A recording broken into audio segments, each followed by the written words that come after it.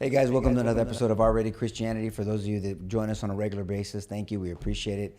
And for those that will watch this for the first time or watching it for the first time now or later on in a replay, this is R-Rated Christianity. It's an apologetics podcast from the Greek word apologia, to give an answer. We're not apologizing, as we always tell people, for being Christians or following Jesus, but apologist means just that we're giving a defense why we believe that Christianity is logically consistent and doesn't violate any ideas of non-contradiction, meaning something that is and not is, that it's coherent, it makes sense.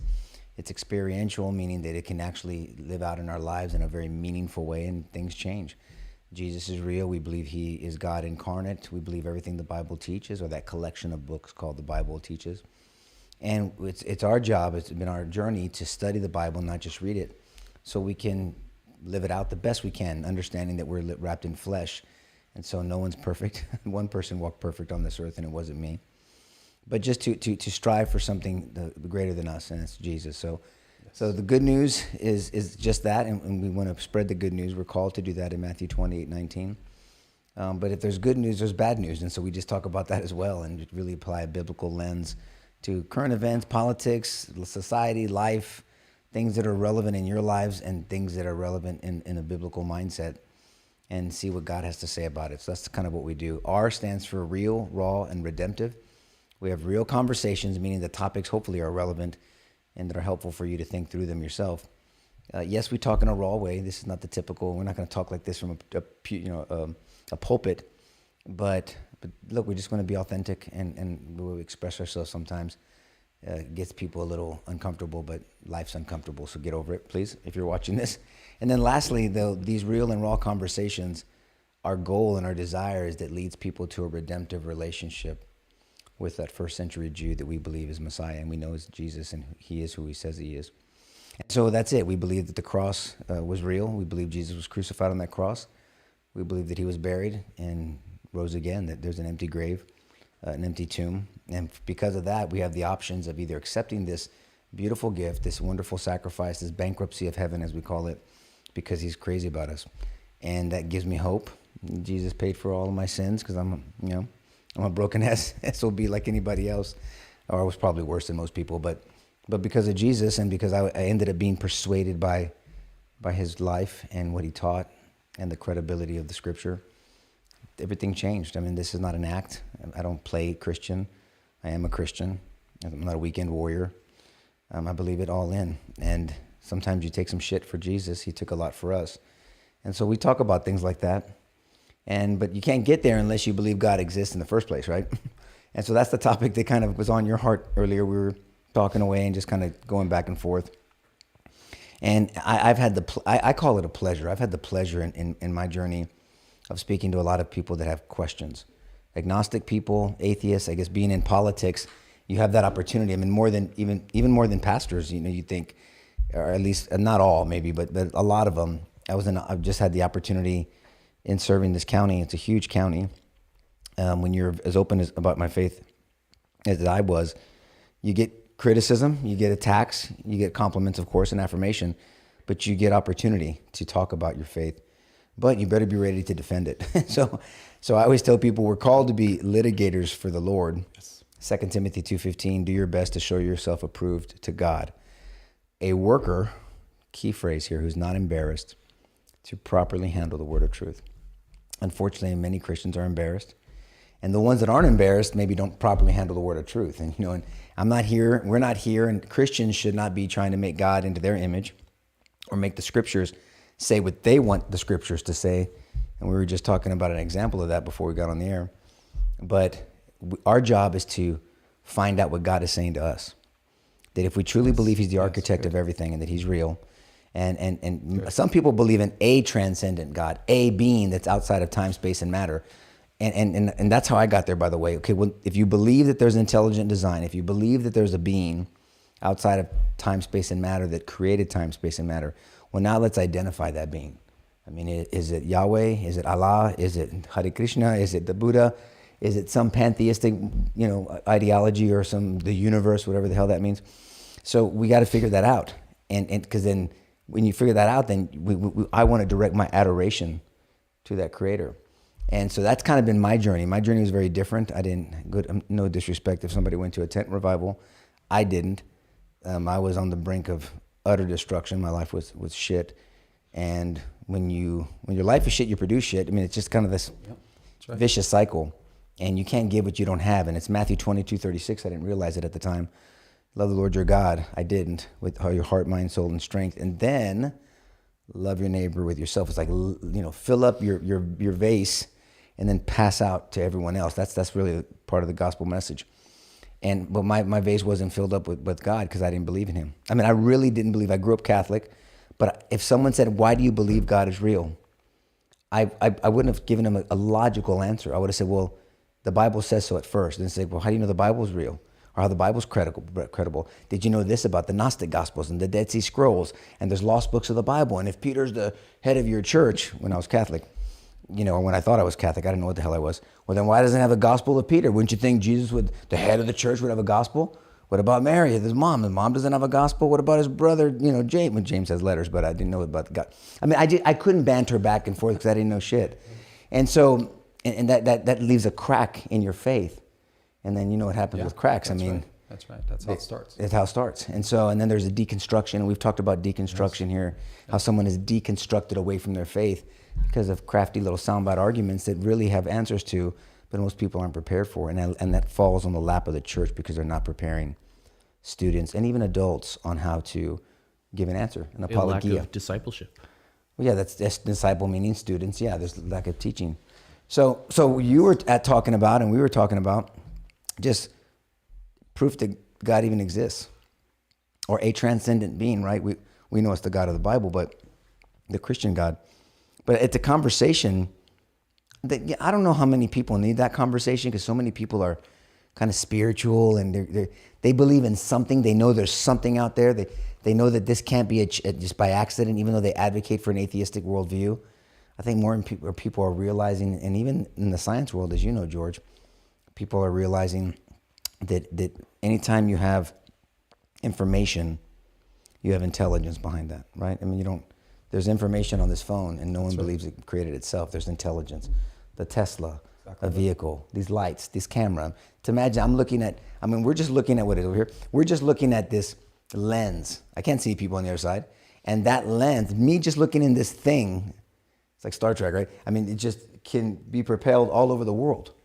Sure. It's just this. I can take a picture of us, and then send that picture somehow all over the world. I have the God point of view. I can see all the things happening at once. Yeah, and if somebody believes that that's just by accident, then they have more faith than I do. But so that's kind of I agreed with you. I think that's a good topic. It's always a good topic, because then I don't start off with Jesus when I talk to people. I start off with, okay, why do you believe in intelligent design, a creator, or some type of transcendent being outside of our reality? And then we try to direct them to, okay, well, everybody can't be right. We can all be wrong. We just can't all be right. So there is truth somewhere. There is. And even though we're in a post-truth, postmodernist mindset here in society. So let's just kind of just talk it through. I mean, you've had conversations over your years. All my life, also my adult life. Yeah. And those are important conversations to have. But you were a Christian much younger than I was. I mean, you were committed. Yes. When did you give your life to Christ? Varying levels of commitment. But right. Yeah. When did you make a professing faith? I would say in 1980. So I was 11 then, and I remember it. I was at a Christian camp, Spruce Lake Wilderness Camp in the Poconos in Pennsylvania, and it was a profound experience, and it still touches me deeply to this day. And I just it's as close as one can come to say, at least in my view, to say I literally met the living God. I felt like the Lord Jesus met me and reached out to me, and it wasn't just as best as I could grasp it as at a 11-year-old mind.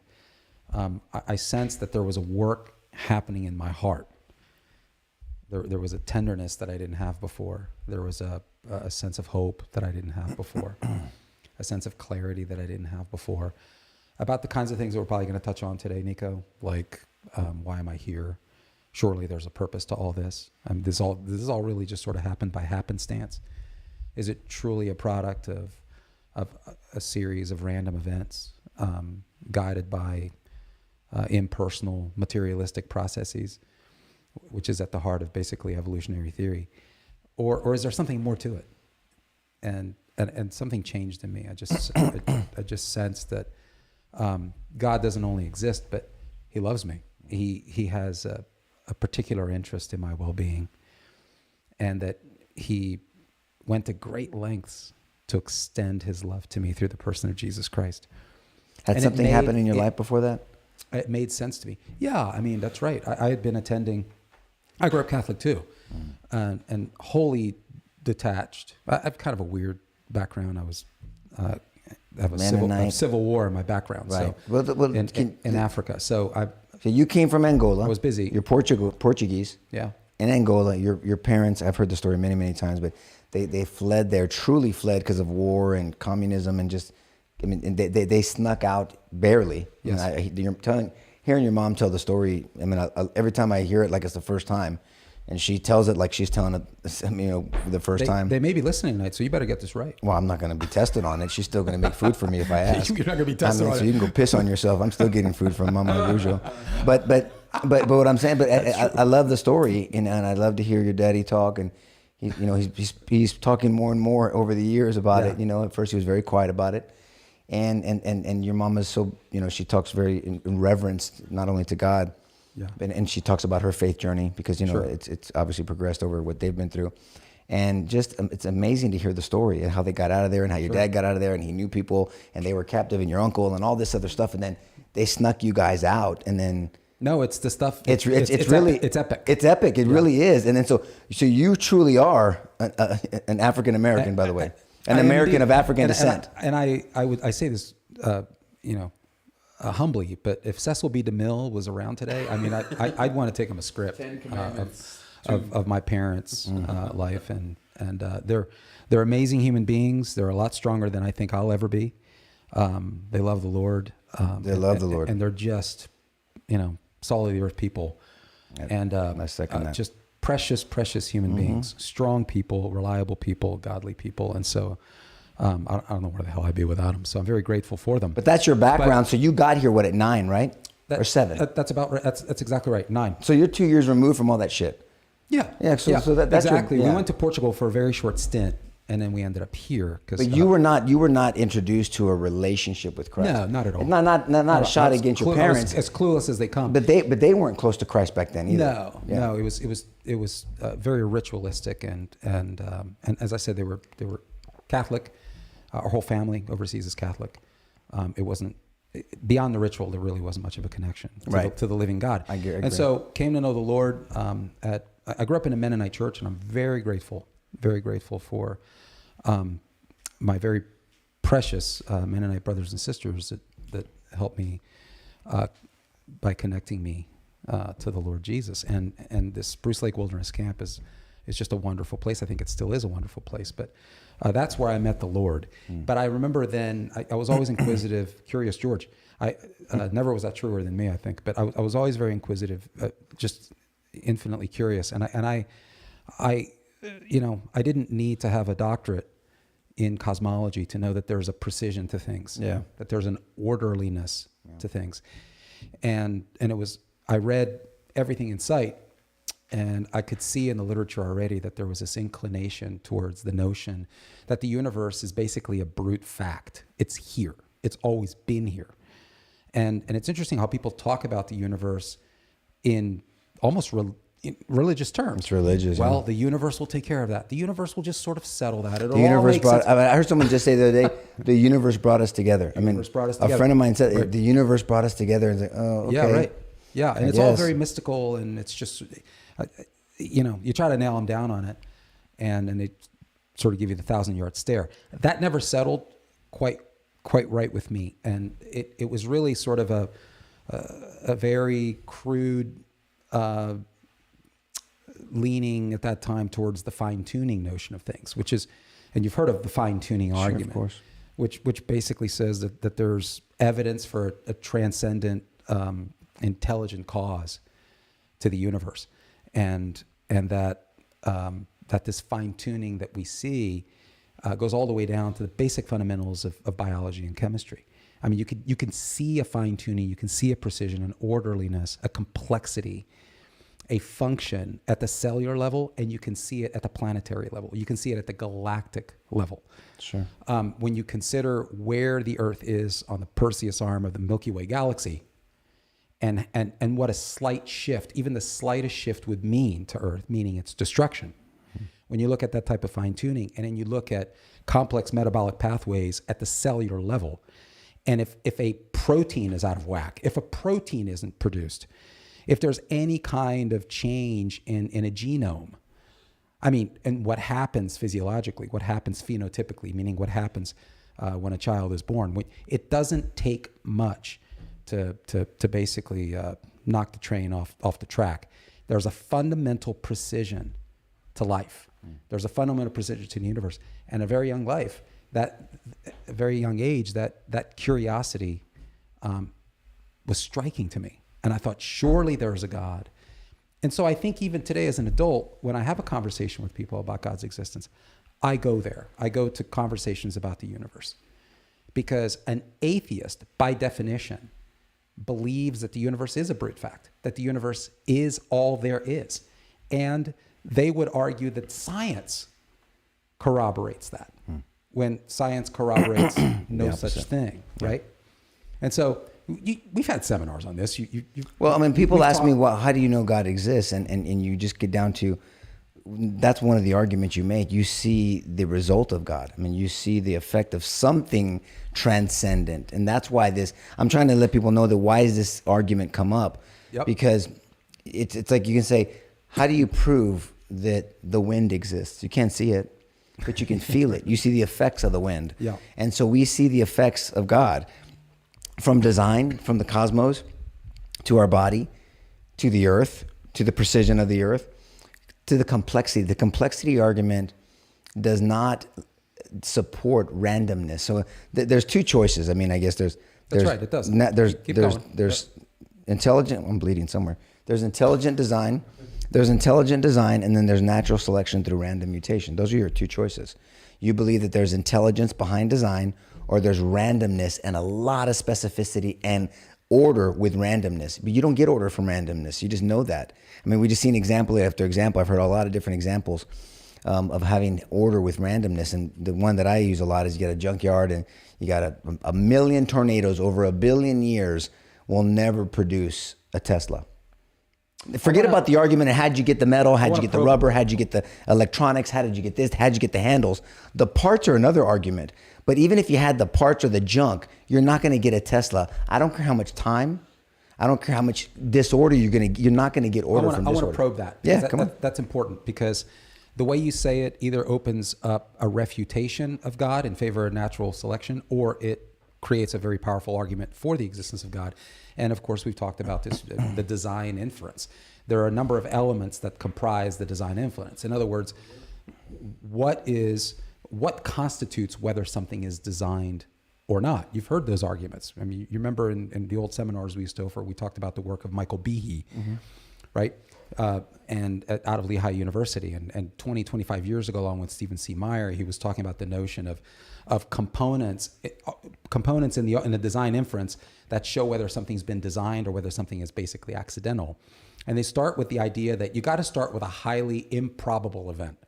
Something you step back and say, there's no way that could just happen. But that's not enough. Just because something is improbable doesn't mean there's a creator behind it.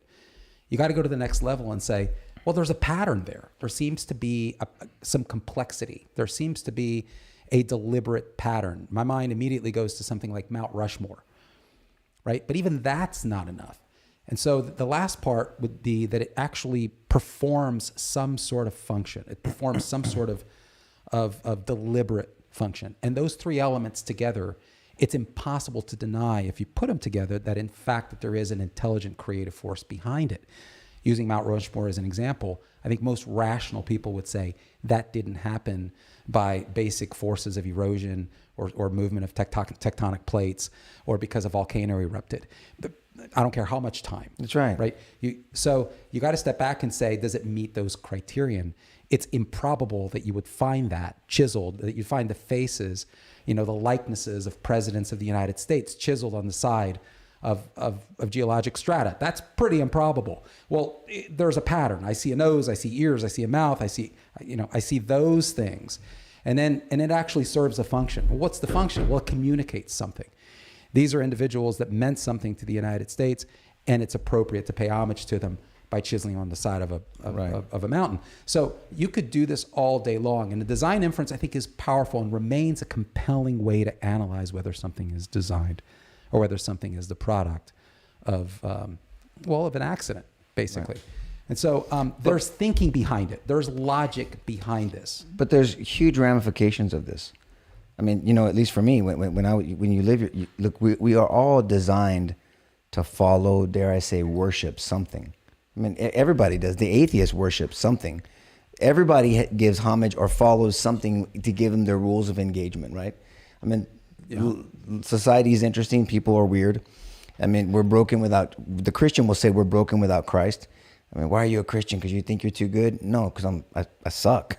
Yep. And my life's shit. And I've done a bunch of crap and I'm nothing. That's why I need Christ. Yep. So that's really the gospel story that I'm broken, I'm bankrupt, and Jesus came and bankrupted heaven for me. Yep. It's Luke 15, right? The lost sheep and the lost coin, the lost son. I mean, Jesus was obsessed with lost things. And that was appealing to me. That made sense. That was weird to me. I didn't understand that. But there's tremendous love behind that. There's intentionality behind that. There is. It's very personal, right? And so, but it starts here. I mean, if we're going to say Jesus is the Son of God, you have to say there's a deity. There's something divine before we get there.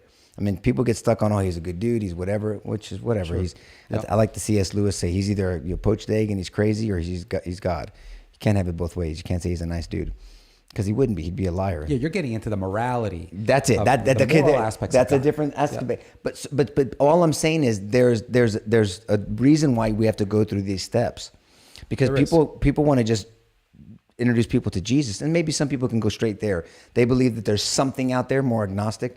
They believe that there's a supreme being, but they don't know if it's an impersonal one, like the one that's not real, but that Islam pushes out, because Allah is not personal. He doesn't want to get to know you. He can change his mind on you at the last minute, no matter what you do for him and how much you follow the Hadith, the Sirah, and all the other stuff in the Quran. But in our faith, with the real God, the true God, and there's evidence behind this, not just because Nico says it. He's very personal. Yes. Right, and there's things we can ask ourselves, and so, but we don't get there unless we say that there's something else out there. There's something greater than us out there, outside of time, space, and matter. So that's why, because the atheist, I think, goes through different levels in discussions I've had. Number one, I don't even believe in a God or anything like that. So you're crazy. So I get them there, and then if you get someone there, well then who's the right one? Who's right? I get people to intelligent design first.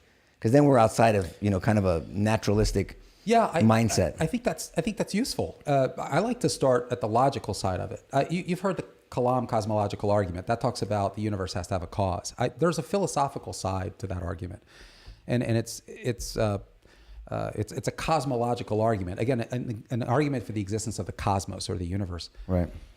And it begins with a couple of basic premises, and I like to engage people on that. So basically, everything that exists has to have an explanation for its existence, really. So whether it exists by necessity, as we would make the argument for God as being God. So God is self-creating, he's self-organizing, he's self-existent. God, by definition, doesn't have a creator, right? He is God. And then there's the contingent. So there's the necessary and there's the contingent. You and I are contingent, meaning something had to cause us. Galaxies, planets, people are contingent.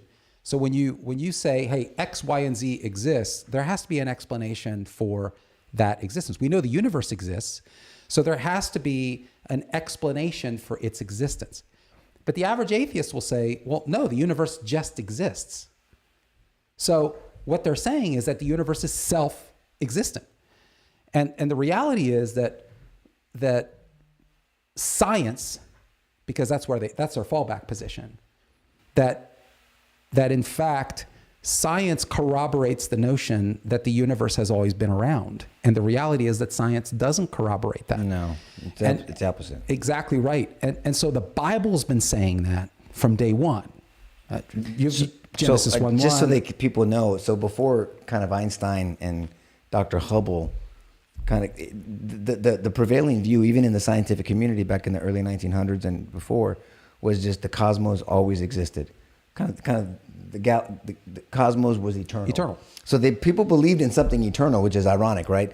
You believe in something eternal, but just what you want to believe is eternal. And they believed in that. Then you have Hubble with his telescope, Dr. Hubble, and Einstein, and they're observing, right, in the scope, the universe expanding. Well, right? Yes. Let me break that down because it's fascinating. And Einstein's doing math for about 2 decades. He has no observational capability. He's simply doing analytics. He's using some really impressive calculus and differential equations, and he's working on his general theory of relativity. He's basically looking at masses and how masses basically bend space and curve space. And he's theorizing that, well, if that's the only thing that happens, then the universe should technically contract and basically collapse. But obviously that's not happening. The universe isn't contracting infinitely under this weight of a mass, and it's not imploding. So there must be some other force around, which, by the way, we are still curious about that. 120 years later, we still don't quite know what to call it. You've probably heard terms like dark matter. We don't really understand much about it. But what he determined, Nico, in his calculations, this is before Hubble. This is Einstein. Yeah, this is from about 1905 to throughout the 20s. Einstein's finding in his mathematics, and I love the process because the Bible's been talking about it, of course, for millennia. Sure. But Einstein's discovering in his math, hey, there's a counterforce, and it's not just enough to maintain status quo. It's actually slightly more than the forces of contraction. So basically, the sum totals of expansion are slightly greater than the sum totals of contraction. So the universe appears to be expanding. Now he figured that out before he looked through the Hubble scope. Yeah, over a decade before that. And he's thinking to himself, what? But here's the other story, Nico, and this is the one you and I've spent a lot of time in seminars, and I think it's important. He also saw that while galaxies or while matter was expanding, that there seemed to be a point at which there was no matter. There was a point of convergence. We called it spatial volume becomes zero. There's nothing literally filling space. And he thought, how can that be? At some point in the finite past, there was actually no matter. There was no matter, there was no energy, there was no space, there was no time. How can that be? In fact, what Einstein discovered in his math is that all matter, space, energy, and time had a birth date. And that was revolutionary to him. It was very difficult for him to digest that. Fast forward. This is before Hubble still. Yes. One day, Edwin Hubble, using the most rudimentary form of the Hubble telescope, he's seeing way out in the far reaches of space what he called spindle nebula. A nebula is just basically a cloud of gas and debris in outer space, and it seems to look like a spindle and have spindle arms. And he's looking out there, and what he later discovers is that these are distant galaxies, and they are receding. Basically, what he's seeing observationally is that matter is receding away from this convergence. If he's the point of observation, so it's like a funnel. Translation expanding. Yeah, it's expanding, right. And the farther out they are, the fastest it seems to recede. It's exactly the stuff that Einstein was discovering in his math, that matter seems to recede the older it is and the more distant that it seems to be. So Edwin Hubble is discovering this stuff. He calls Einstein, and they get together. I think it's in 1931 at Mount Wilson Observatory. And so here you have 15 to 20 years of math coming together with this instance, these observations. And it was a profound realization. But really. This is why when people say you have to choose your faith or science, it's really a bullshit choice. Because there's nothing unscientific about our faith, because what science is just, we always say the rational pursuit of truth. I know there's better definitions out there. Science is just a way to test for things, to test for truth. Science is not an ideology. People want to make it. People want to make it. Yeah. People want to make it an ideology, and it's become almost a religion. But what science says is that Earth, the universe, time, space, and matter had a beginning. Truly. And that's what the Bible says. In the beginning, God created Circa from nothing. 13.9 billion years Right, ago. and I know that gives people headaches and hives, but so we've talked about on other shows whether old Earth, young Earth, what that means, Genesis. We're not here to debate that right now. We've taught on that many times. Excuse me, before. But my point being is science is catching up to the Bible, and this is really a point of contention when it comes to the atheist and them proving God or disproving God and them want to believe the Bible. But this is a discussion that I think society's having now, because we're seeing a society, because someone's got to make up the rules. So someone has to tell me how to treat Tyler. And if something doesn't govern that, well, then it's just an opinion. I mean, even the atheist has an opinion about that. Then Hitler's no different than Mother Teresa, right? He just had more authority and more power, but there's no difference with him. There's got to be a set of standards. So you have the design argument, you have the moral argument, right? That you have that, and there's different reasons. There's different ways we get people to God. I just think that right now in society where we're at right now is this discussion about a specific intelligent designer is key. I think a lot of people are open to something. People believe that there's something out there. People inherently know what's good and bad. But when the problem that I think people run into, at least what I've seen, is when you acknowledge the source, the personal designer that we all know is there. You just, again, I think Frank Turek's title is "I Don't Have Enough Faith to Be an Atheist." Is really, and he wrote that with Norman Geisler, and I know you have tremendous respect for he's passed on now, but just a tremendous apologist in his time. He was a badass, but and he's the one that came up with the title, by the way. But people are, when you identify this designer, then oh shit, I can't live life the way I want to. That's ultimately what it is. Yep. People want to live life. They're okay with the God. It's just got to be them. Yep. And then it's like, I can't do things the way I want to do it, because now there's expectations. There's an order to things. There's an owner's manual to this thing called life, and there's accountability, right? Ultimately, but it's all couched in love, and that's where the gospel comes in. So that's why this discussion, I think, is very important. No, I think the point you're making is super important, because you're identifying a contradiction between what an evolutionary thinker would say about what drives evolution, which is an immaterial, impersonal, random process. Right. And then all of a sudden, late in the game, you have the appearance of consciousness. And then all of a sudden, really, rather late in the evolutionary chain of events, there's this sudden appearance. And it happens to appear when human beings basically come on the stage. Right. And no, it wasn't a couple thousand years ago. But the point is, when modern humans show up, you actually start seeing, philosophical qualities.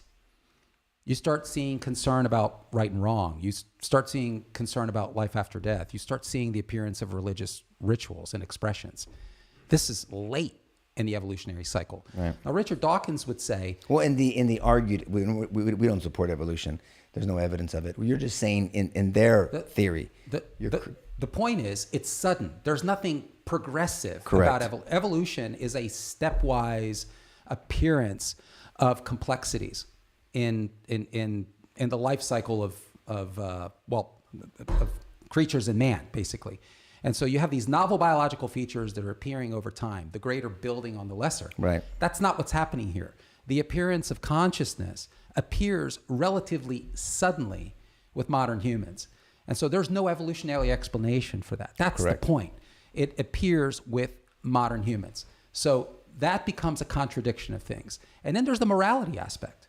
Because if at the root of evolutionary thinking, because evolution doesn't happen with individuals, it happens with populations of individuals, it's survival of the fittest. And how morality and survival of the fittest converge, it seems contradictory to me. And so we need to identify those contradictions. It's important to ask somebody who believes in survival of the fittest, what's the role of morality? Why should I care about my neighbor? Why should I do anything? I always say that if you're an atheist, you have no business putting the word ought in any sentence. 100%. Why should I do that? By your law, as you call it, the law of the jungle, by your law, I shouldn't, frankly, give two shits about what you think, right? But there's something that has to stand outside of man that kind of governs. There's got to be a higher court of appeals, if you will, morally. What is that? And so the best argument seems to me is a transcendent court of Well, appeals. I think there's an argument with there is amorality. There's a set, because even the atheists, when they argue what's right and wrong, they borrow from Christianity. Exactly. I mean, you so look when they at, use ought, they're borrowing from 100%. So they theism. borrow from God to slap them in the face, as someone has said. And so so we have this standard, because without a standard, I mean, then it's an opinion. Then Stalin and Mao and Lenin and Hitler, they just had a different opinion, and they had the power to do it. And we know inherently that's not true, and that's wrong. That's right. And so, but all that comes from the discussion of is God real in the first place, and is He personal, and does He care about my life, and did He step into reality for me, and is Jesus the second? That's a Trinity discussion. I know it's very deep for some people. Is Jesus the second person of the Godhead? Was He the Son of God, so to say? And did He live His life? And can we trust the Bible? Is the Bible authoritative? Because that's in question now. We know, what is it, 4% of people? 4% of Christians. 4% of professing, yes. Notice we didn't say possessing. 4% of professing Christians believe in a biblical worldview. Everybody else just think it's kind of a suggestion or an opinion. That's correct. Which is insane to me. Which is yeah. I mean, and you're being kind. Well, yeah. I mean, and so this is why when we were talking in the men's Bible study this last 2 weeks, I mean, we're teaching on 2 Timothy 3 and 4, Paul's last charge. Preach the gospel in season and out of season. Correct, encourage, and rebuke. That's their last charge. Why? Because people don't want to put up with sound doctrine. So he's describing this shitstorm of society, perilous times in the last days, and he's making this distinction between us, the Christian, but for you. And this is why I think it's really important. I mean, 2 Timothy 3:14 says, but for you, meaning here's all this crap going on, but for you, Christian, continue in what you have learned and have been convinced of. There's a distinction there. It's not enough to just learn something, but do you understand it? Are you convinced of it? And I think that's the issue. We have a convincing problem, which we call faith. We have a faith problem in the church. And so, and if you ask this question, why do you believe God is real? I'm just curious to see what the average Christian would say. How can you prove to me God's real? I think that would stump 97.5% of Christians. Yeah, I think, this is an hour show. We could spend quite literally all day, because you look at it philosophically, you look at it scientifically, and those points converge very cleanly for the existence of God. It's virtually irrefutable. What's the old saying that says that a reasonable person requires a good argument, an unreasonable person requires proof? And I think you get real close. You get real close when you do an exhaustive analysis of this, because there's various arguments. We're hanging out just sort of in superficially on the surface, yeah. On the cosmological arguments. There's teleological arguments, which gets into design. You actually get into the intricacies of the cell. You get into the disciplines of the hard sciences. How's God designing? And then there's practical arguments. We make practical arguments all the time. Particularly, we talk on Sidebar on Saturday morning. We get more into politics and culture there, and we talk about practical arguments for God as we look at governmental policy devoid of any consciousness of God. In fact, working real hard to detach people in this nation from their godly roots. And what are the practical implications of that? Not so good. And so there's lots of various kinds of arguments for God, lots of categories of evidence. And I think it's a shame. I do. I think it's a shame that Christianity doesn't take advantage of this treasure trove of evidence. We just hang out in the I don't know where we hang out, man, but we've never been this confused. In the I don't emotion. think we've ever been this illiterate. We don't know our own Bible. I used to be accused of being nothing more than a rationalist because I keep bringing people back. I used to be called a rationalist because you're just nothing but a rationalist because you're bringing people back to using nothing but their minds. Because I say, even Jesus said, love the Lord your God with all your heart, soul, and mind. And then I think in Mark 12:30, he adds strength. So usually quote Matthew 22:37. Sure, yeah. I'm going to Mark 12:30. Even Jesus said, if you're going to approach God the Father, you need to do it mindfully. I mean, shouldn't we know who God the Father is? Shouldn't we understand the scripture so that we can do it justice? Right? I mean, that's why I say it's a tool of worship, but it's so much more than that. It really is. God engages us first through our mind. Really. I mean, Jesus appealed to the minds of his believers. Come, let us reason together. He was infectious. He made arguments that were relevant and coherent and cogent. That's what made him so attractive. He had a beautiful mind. He was able to reason with people. We don't do that today. We are hanging out in a pool of emotion and sensationalism today in the church. And I think this is a real harm. I think, Richard Dawkins uses the term. Richard Dawkins, by the way, for people who are not familiar with that, he is perhaps one of the most famous evolutionary biologists. He's a former professor emeritus of Oxford University in biology. And I think he's still a professor there. He's retired now, but a professor of the Public Awareness of Science department at Oxford. He calls it the God delusion. And he says that it's a pernicious delusion, meaning very harmful. And I have to agree that there's a pernicious delusion in the church. It's not the kind he's talking about. But I think we're perniciously deluding ourselves into thinking that it's all about us today, that the Bible is literally written to me, and it wasn't written to me. Well, that's the whole thing For my benefit. We addressed that last week on the He Gets Us commercial. Yeah, exactly. I mean, it's not about us, it's about Him. We're wrapped in narcissism in the church. And I would submit that there's very little daylight between what we see inside the church and what we're seeing outside the church. And I'll shut up. Go ahead. Go ahead. No. The most compelling thing to me has always been the moral argument. Like, you listen to a Bill Maher, or you listen to a lot of these secular atheists, and they always want to raise a stink about the Old Testament and God did this and God did that and how dare he. But they believe at the end of the day that their brain is just fizzing thoughts, and my brain is fizzing thoughts, and whose thoughts are right, whose fizz is correct. That's the thing that's so infuriating, is they want to have moral qualms about anything, and then they can't rationally justify it. It's just so aggravating. It's a reductio. It's just a endless circle. Well, I mean, look, we don't know what we believe. I think your point, you've been very consistent in making that point, George. And we're seeing that play out, because you can't live something out that you're not persuaded by. And so you have to believe that God's real. Even in Mark 11:22, when he's saying, when you stand there praying and asking to move this mountain, believe I am who I am. You got to believe in me and then forgive. And we taught on that on Wednesday, about forgiving, about doubts, about all that stuff. It really turned into a neat Bible study, impromptu.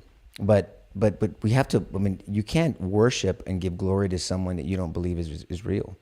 And so it's amazing to see in discussions I've had, I guess, over the years with people, not to call them out, just out of curiosity and conversation that's come up, how people really don't believe.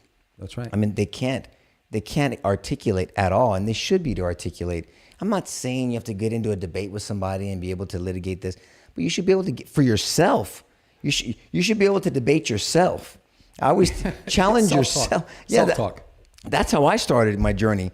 I mean, not literally, but I'm just saying I used to answer my own questions first. Forget about everybody else's questions. I was the one lost as hell and angry at God and pissed off at the world, and I was heading to hell myself. I started answering my questions first, and it started with my brother's passing and the anger, and if God was so good, why did he let that happen? We're good people, quote unquote. It was that type of journey for me. I mean, I went just issue by issue, and it was a very hard. Methodically. It was very methodical. It wasn't a quick fix. It wasn't the microwave mentality. I didn't go to a fast food line to get my faith. I mean, it was hard. I mean, but it's mine.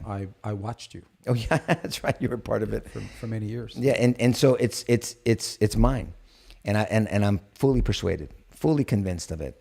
And so when I say I believe the Scripture is authoritative, it's because I believe God is real, and He revealed Himself to us in the Son, who came into our shithole of life, and offered us a gift that we don't deserve, paid the price that we do deserve, and He did it for us, even though He was sinless. He was treated like He was sin. And because of that, we have hope. Remember, I talked about I started the Wednesday Bible study just on a rant about being at Costco with my family and looking at the miserable people out there. I mean, just you walk in there and there's people, no joy, no hope. You called it a true sadness, and I thought that was accurate as I think back. I mean, I was there with my family, so maybe I'm used to dealing with bullshit because of the justice system. But you're at Costco, and when I'm by myself, it's different. When you're with your kids, and I'm just looking at people and couples and other families, and I don't know if people are used to wearing that shit on their face or what, but just no expression. Very zombie-like. Excuse me. Well, yeah, it is like the apocalypse. Yeah, that's right. They're sullen. Yeah, I mean, it's like, excuse me, ma'am. They look hollow. And no, I mean, it's like, hey, did you see me? I mean, what are you hollow. talking about? Just acknowledge people. No joy at all. And I get it. The world sucks right now, and I can see how people, but we're supposed to be, and the point I was trying to make to the man on Wednesday, the Christian is supposed to be a hope dealer. Okay, when I was young and stupid and I got arrested for being a drug dealer, the Christian is supposed to be a hope dealer. What is hope? When you trust in God when you don't have all the facts. You trust the Lord's character and you trust his wisdom, right? We've studied Job and we talked about that on Wednesday. And that's because you're persuaded by who he is and what he's done. And we have eternity waiting for us.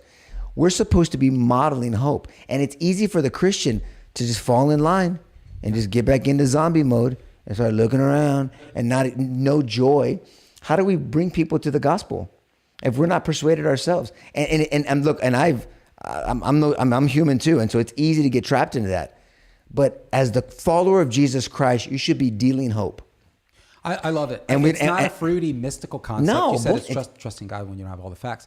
I've thought of hope as the utter conviction that God is who he says he is, and he's going to do exactly what he said he's going to do. Now, I don't know how. I don't know when. There's uncertainty about that. That's why faith comes in. You know, this is a relationship, this sort of interplay, this healthy tension between hope and faith.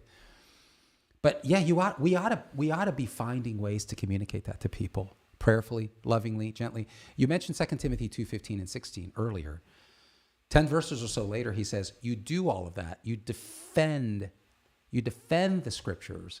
You rightly handle it faithfully, but you do it gently. You do it with kindness. Respectfully.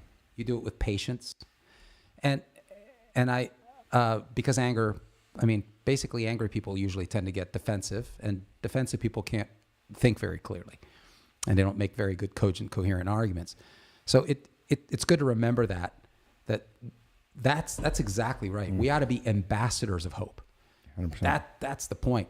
But again, we can't give what we don't have. I worry about screen time. I worry about people basically turning into automatons. You can tell the only time they're engaged in front of their damn screens, you pull them away from their screen, it's like they shut down. They literally go catatonic. And so the people you're talking at Costco, I think that's a pretty good representation of society at large. I know it is. They can't have, like you said, there's no eye contact. They can't have a meaningful conversation. They're impatient. Because they can't swipe you. But even the adults are getting there. The kids, forget about it. I mean, there's no eye contact. There's no handshakes. There's no expression. There's no confidence. They don't know how, because they're used to dealing with a screen, like you said, and we're seeing that play out. But I think on top of all of that, we have no relationship with something outside of what we see reality is. I mean, and that's what I can see, how someone can be hopeless in what we're seeing around us in the world. But it hit me like a ton of bricks. But we're relating to objects at a gratification level. A phone is self-gratifying. Again, I can control it. I can do whatever I want to it. If I don't like something, I'll just change screens. You can't do that with people. So we're not relating with people. People are complicated. They're messy. Forget about it. If you actually take the Bible seriously and we are to love one another, my goodness, I might actually have to listen to you. I might actually have to establish eye contact and engage in something called active listening. Remember that? Say back to you what you've said to me. Yep. Hey, are you kidding me? Those concepts are like superannuated now. Nobody even talks about that. There is a spirit of narcissism that's descended upon the culture. And I would argue again that there's very little daylight between what's going outside the four walls of the average church and what's going on the inside. We've got preachers, so-called pastors, that are trafficking narcissism. They're basically encouraging people to twist God's word into a self-help manual. Nothing more than that. Again, Jesus is a guru. He's a self-help guy, a life coach. He's here to make you feel good about yourself. So it's not just come as you are, but you feel free to stay exactly as you are. And I know we talked about this last week, but this is, again, this is where we get into the moral implications. If God exists, if he's the God of the Bible, therefore what? What does that mean in terms of what I value? And then how do I behave? Oh my goodness. Because, values deal with good and bad, whereas duties, conduct in response that deals with right or wrong, So how's that impacting my life? But the thing that drives me insane is I think there's this false expectation. You have to be some goofy son of a bitch to love Jesus. And it just drives me insane. It absolutely drives me insane. But if you don't know the real Jesus, what else is there? I mean, 100%. But I'm just saying, but we have this false expectation of what it means to be a Christian. We don't know how to correct people, so we can't live it out ourselves. I think the church bought into that. I mean, look, there's a reason why only 62% of people identify as Christians. Only 4% are biblically minded. So you got 65% of America. It used to be in the 90s years and years ago, then 80s and 70s and now 60s. What's going on here? And what you're referring to is the Gallup poll that goes back to about 1944. Yeah, this data. I'm just talking about data. Thank you for naming Gallup. All I'm saying is, but then within that identification of Christian, less than 5% is biblical minded, meaning that they're not going to look at the Bible for answers to life. What the hell do you believe? So who the hell are you? The analysis is twofold. How many people claim to believe in God, and then how many people actually behave like they believe in God? Right. And so, and then one of the indicators is church attendance, regular church attendance. And so they're looking at that and they're coming back and saying, okay, that number's dropped. It's never been this low. It's some 40 million Americans that have basically abandoned church altogether. That number's never been this high. And so what's going on? What are some of the factors that are driving that? And there's an obvious mass secularization of American society. And I would argue that the church is expediting that. The church isn't a firewall against that. It's expediting that. We are so busy. What do you always say? We're so busy trying to be liked. Mm-hmm. That's so important to us. We're addicted to it. Right? Whereas Jesus' words about, hey, you know what? If you're going to be my disciple, you have to be acquainted with suffering. You got to be okay with being rejected. Man, Deny yourself. Deny yourself. Carry your cross. Right? I don't know why we don't talk more about those things. I don't know why we don't do that. I'm saying that rhetorically because it goes against the cultural narrative that you ought to feel good in church. Well, it's all about feeling good. We'll just say this. We're supposed to, our purpose in life, our mission in life as a follower of Christ is to know the Lord and to make him known, right? That's really what it comes down to. Know him, John 17, make him known to others, Matthew 28:19. Now, how we do that matters. I mean, 2 Timothy 4 gives us instruction in season and out of season to correct, encourage, rebuke people. Continuing what we've learned and been persuaded of. So we have to study to a level of that we're persuaded that God is legitimate in our lives, that that we can trust him, that his word is true, and that not just when we're being watched, not just when we're at church, not just when we think we're checking off boxes, but that we're fully persuaded by God's word. Because we know that God is with us at all times. I was counseling some people on marriage, and I was telling them, I think the key to a healthy marriage, I mean, at least an accountable marriage, is to truly believe that you're not just married to your spouse. I mean, you've made a commitment to Christ. I mean, the Christian has, right? I mean, do we look any different than the world? Absolutely. I mean, if the world is looking at us, looking at the 63%, and saying, you some bitches look just like us. Truly. We have the 50% divorce rate. You guys have a 50% divorce rate. We're miserable. You look pretty damn miserable yourselves. We don't have any hope. You don't have any hope either. My kids suck. Your kids suck too. I mean, it's what's different? We're not supposed to conform, Romans 12:2. We're not supposed to conform to the patterns of this world. We're supposed to be transformed by this new mind because we claim, remember, we're making a supernatural claim that the Holy Spirit, upon believing in your heart, professing with your mouth, comes and indwells and lives inside of us. It doesn't mean we're going to be perfect that moment, but it changes us. Yeah. Something's got to change. It's not okay to be the same. And I tell people that comes from when you're fully persuaded. When you commit to Jesus, you commit to being changed. I love when Jesus. You say that, but it's not okay to be the same. I'm fully persuaded by what the word. Look, I said this to a buddy of mine. I'm not sure if I guess I could. My buddy Tom and his wife and my wife and Davi and I he's a pastor and dear friend. It was such wonderful fellowship over lunch. And I said, I am fully persuaded I cannot fly. You're not going to convince me I can fly. 100% I believe I cannot fly. I'm more persuaded about God's word. So what do I do with that? Just play Christian, play church, be a weekend warrior, check out. I mean, no, I'm persuaded. I mean, I believe the Lord is with me at all times. And I should be able to look at your life and see evidence of that. 100%. As you say, is there enough evidence to convict you? That's the trial lawyer. We'll end with this. I always tell people, if you were, and look, we're not too far from this. That's a different show. We're not too far from this. If you were indicted for being a Christian, would the best defense attorney in the world, I'll use me just an example, would say like, you're screwed. They got too much evidence against you. Yeah. There's no defense. Yeah. Let's work out a plea bargain. Are we at that level? I mean, that there's evidence that if someone says like, the average person, too much evidence. The average person in the church would say, "Oh yeah, you kidding me? Absolutely, yeah." There would be an immediate answer. But Paul says, "What is it? 2 Corinthians 13:5? Examine yourselves to see that you're in the faith." Yeah. I mean, you better check to see if you're even in the faith. Mm-hmm.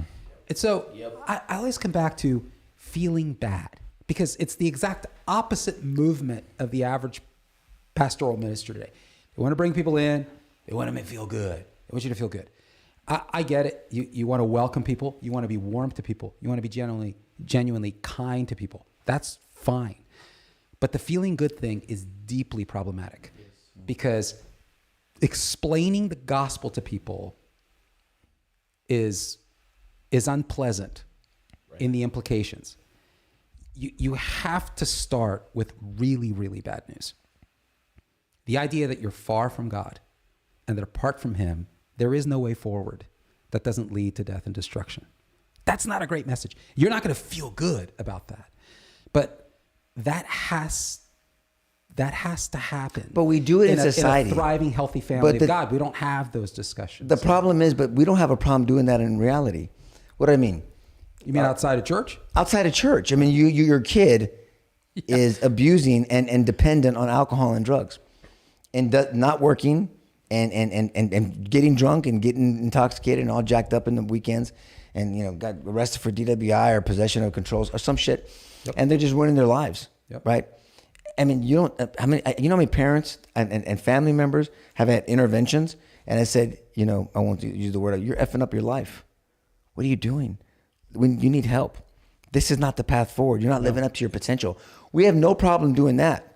But when the Christian says to somebody, look, we have issues. I mean, there's no doubt about that. We're broken without Christ. I mean, I'm far from perfect. I'm wrapped in this shit called flesh. And I don't claim I'm not making up the rules. It's not Nico LaHood's rules. I'm persuaded by a transcendent creator outside of time, space, and matter that I think evidence supports is the architect of life. And I want to do life his way, period, end of story. And part of that life is to extend grace and love and mercy, but also to speak the truth in love and not do it timidly. And to make corrections and encourage people and lead people back to Christ. Not to me. Who the hell am I? To lead people to a Christ, to a first century Jew that lived a miraculous life that nobody can deny, did some crazy things that even people outside the Bible talk about him. I'm not talking about using the Bible to justify Jesus. I mean, you and I, we have taught on this, using extra biblical. I mean, I look at all evidence, not just the evidence I want to look at. And then we see some miraculous things about him. We have an empty tomb. And we defend the resurrection. You got to be able to defend it. I mean, without the resurrection, 1 Corinthians 15 says, we're all full of shit. I mean, if you really don't, if you don't believe in that, then what the hell are you? You're not a Christian. If you don't believe Jesus was crucified and rose again. And so all that to say is, if you're persuaded by that. It can't be goofy. No, not goofy. There's nothing goofy about it. If you go to Buddha's grave, you ain't gonna find him there. Yeah. But if you go to my Savior's grave, there ain't nobody there. Yeah. Oh, okay, thanks. That's cute. But where'd you get that voice from? Oh, come on, man. I'm just joking. Give me a break. This is everywhere. I mean, can we actually have a conversation about the resurrection?